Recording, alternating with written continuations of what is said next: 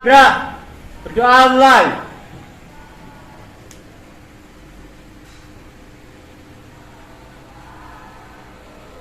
Berdoa selesai. Beri salam.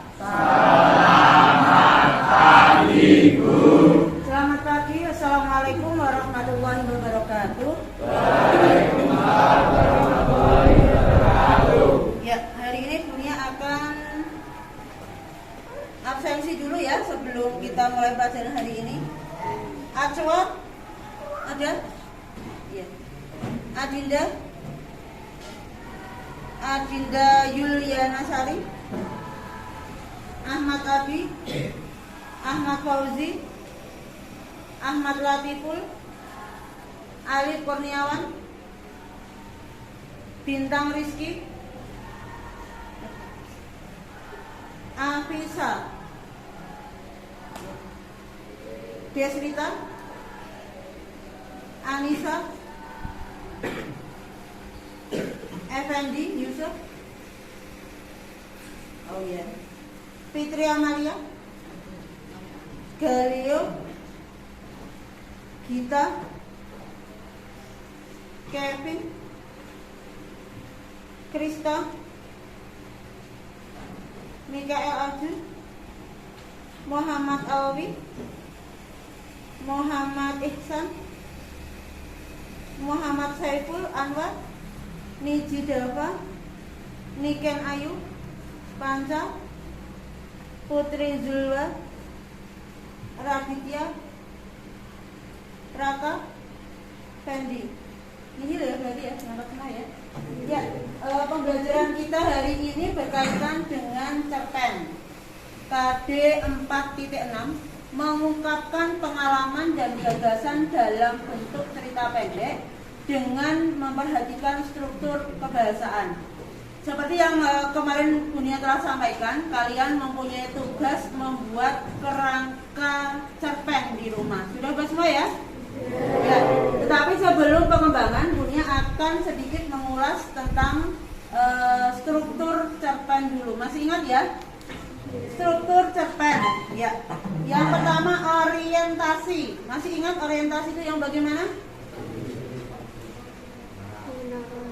Iya, pengenalan. Jadi bisa pengenalan tokoh, bisa pengenalan tempat, bisa pengenalan waktu. Rangkaian peristiwa, berarti peristiwa yang diceritakan pada awalnya. Komplikasi, ya mulai ada masalah evaluasi, ya puncaknya masalah resolusi, apa? Penyelesaian, yang terakhir koda atau apa? Pesan, ya. Nah, ini hanya mengulas saja yang perlu ada dalam cerpen kamu nanti itu unsur intrinsik cerpen, ya. Yang pertama ada apa itu? Ada tema, ada latar. Latar masih ingat ada berapa? 3. Apa saja? Latar waktu, tempat, suasana. Yang ketiga alur. Alur itu apa? Iya, jalannya cerita. Ada alur maju, mundur, campuran. Amanat. Apa Mikael? Amanat. Pesan. Pesan yang ingin disampaikan penulis kepada pembaca.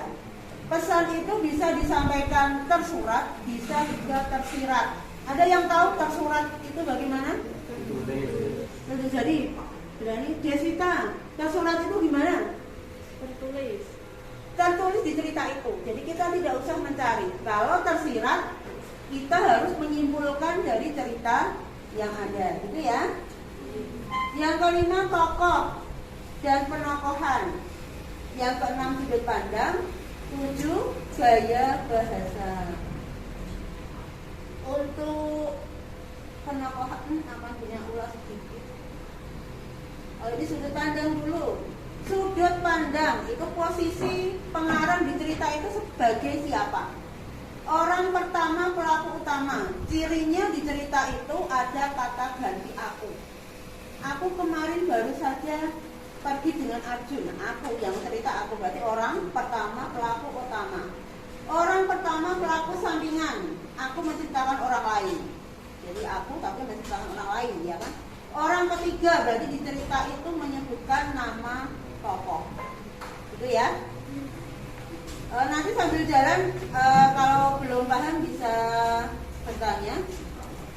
Latar atau setting seperti yang kita bahas tadi, ada latar tempat, waktu, suasana, ya pasti hafal semua. Nah, sekarang penokohan. Penokohan itu bisa dibagi menjadi dua. Yang pertama analitik langsung, yang kedua dramatik atau tidak langsung. Bisa digambarkan dengan pikiran tokoh, dialog, tingkah laku tokoh. Misalnya, yang tingkah laku tokoh, Mikael Arjun mondar-mandir di depan kelas sambil memegang kepalanya, mungkin kita hilang ya, uangnya hilang mungkin. Jadi tingkah laku tokoh di cerita itu. Lingkungan sekitar tokoh, reaksi atau tanggapan tokoh lain, keadaan fisik tokoh. Gitu ya. Ya, kemudian hanya mengulas sedikit. Hari ini kita fokus ke pengembangan dari kerangka yang sudah kamu buat kemarin. Silahkan kamu duduk dengan kelompok yang sudah kita bagi kemarin. Hitungan 5 sudah duduk dengan kelompoknya ya. Yuk, 1, 2, 3. Ada yang kemarin belum dapat kelompok, sudah semua ya? 4, 5. Silakan duduk dengan kelompoknya. Ya. Siapkan kerangka-karangan yang sudah kalian buat. Silakan dikembangkan. Boleh dihias dengan bingkai yang bagus biar menarik. Nanti setelah ini kita akan mempresentasikan hasil tulisan kamu. Setelah selesai nanti akan kita pajang di kelas. Gitu ya? Ya, silakan duduk dengan kelompoknya.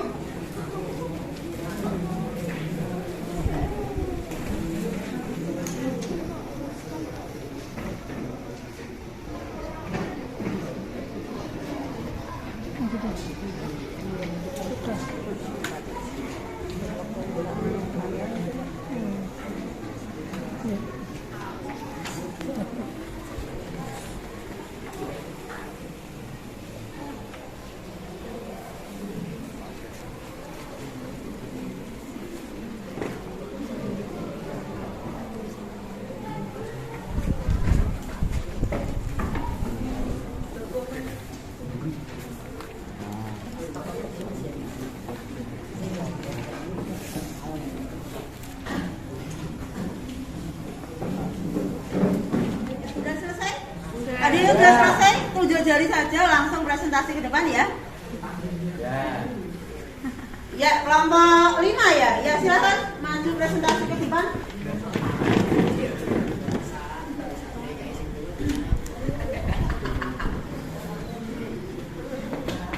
Ya.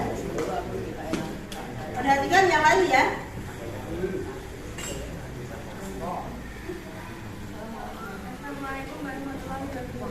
Waalaikumsalam warahmatullahi wabarakatuh. Kami dari kelompok 5 ini menggunakan cerpen yang telah kami buat. Kami terdiri dari saya Deswita, saya Desna, persahabatan. Seorang yang bernama Reza merasa hidupnya sudah merasa lengkap. Reza berkata, aku punya ayah yang baik padaku dan ibu selalu sayang padaku. Bahkan aku berasal dari keluarga yang kaya dan aku pun pandai dalam pelajaran apapun. Ia pun merasa puas dan bahagia. Reza mempunyai sahabat sejati yang bernama Aris. Pada hari Minggu, Aris mengajakku untuk pergi bermain pada suatu taman rekreasi. Kamu bersenang-senang di sana. Secara tidak sengaja aku melihat sepasang kekasih yang bersama-sama sedang menghabiskan waktu berdua. Tanpa sadar aku memandang sepasang kekasih itu dengan pandangan cemburu. Kini aku baru sadar bahwa hidupku belum lengkap karena aku belum mempunyai seorang kekasih. Sambil melamun dengan memegang es krim di tanganku, secara tidak sengaja aku menabrak seseorang yang sedang memegang anjing di tangannya. Secara tidak langsung aku lari karena aku takut dengan anjing. Anjing itu pun ikut mengejar aku lari sekuat tenaga. Untungnya ada Aris yang menggangguku. Untukku apa jadinya bila Aris tidak ada, bisa-bisanya aku jadi makan siangnya. Tak terasa matahari sudah tak terlihat sinarnya lagi.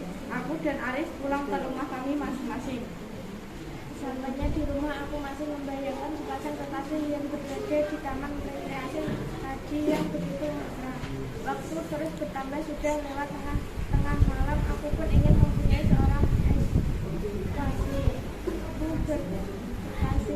bertekad walau aku harus berkorban untuk mendapatkannya. Apapun harganya akan kutari walau sampai berkelosok untuk mendapatkannya. Malam semakin larut, aku pun terhindar pulas dengan berharap ada seorang perempuan yang mau merestuiku. Demikian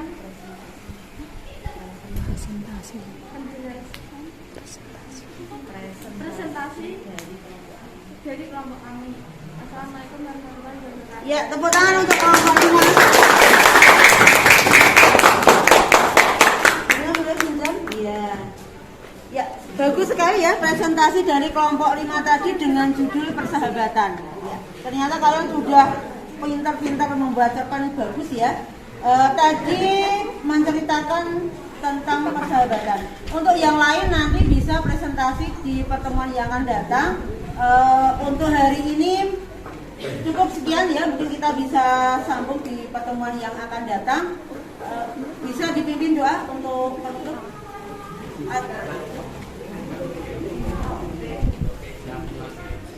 Bentar, Mas Arjun mungkin punya simpulkan sedikit berkaitan dengan materi tadi ya. Tadi ada orientasi pengenalannya, sudah ada ya. Seorang yang bernama Reza merasa hidupnya, itu berarti pengenalan apa? Tokoh, ya kan? Rangkaian peristiwanya, pada hari Minggu Aris mengajakku untuk pergi bermain pada suatu taman. Masalahnya apa ini tadi? Masalahnya apa ini? Apa Deswita? Masalahnya apa? Tidak punya kekasih. Oh, tidak punya kekasih. Jadi ini jomblo ya kan. Nah, puncak masalahnya mungkin dia dihina ya teman-temannya, orang payu-payu kok tidak punya cowok dan seterusnya. Resolusinya ternyata tidak punya cowok itu tidak masalah. Pesannya di sini punya cowok pun kalau tidak bisa memanfaatkan akan tidak baik efeknya, jadi akan mengganggu sekolah. Jadi harus mempertimbangkan, pacaran boleh tapi harus yang manfaat, tapi akan lebih baik kalau tidak pacaran dulu, gitu ya. Ya, pertemuan hari ini cukup dengan satu presentasi ini ya, mungkin bisa kita sambung pertemuan yang akan datang. Ya, Ajun silakan pimpin doa. Berdoa mulai.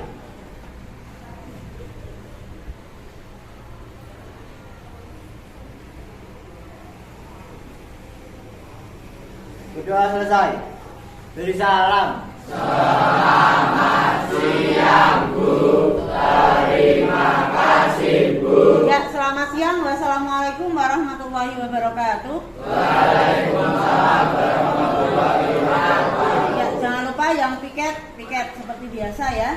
Yang tidak silakan pulang, hati-hati, selamat sampai rumah. Sampai ketemu besok ya anak-anak.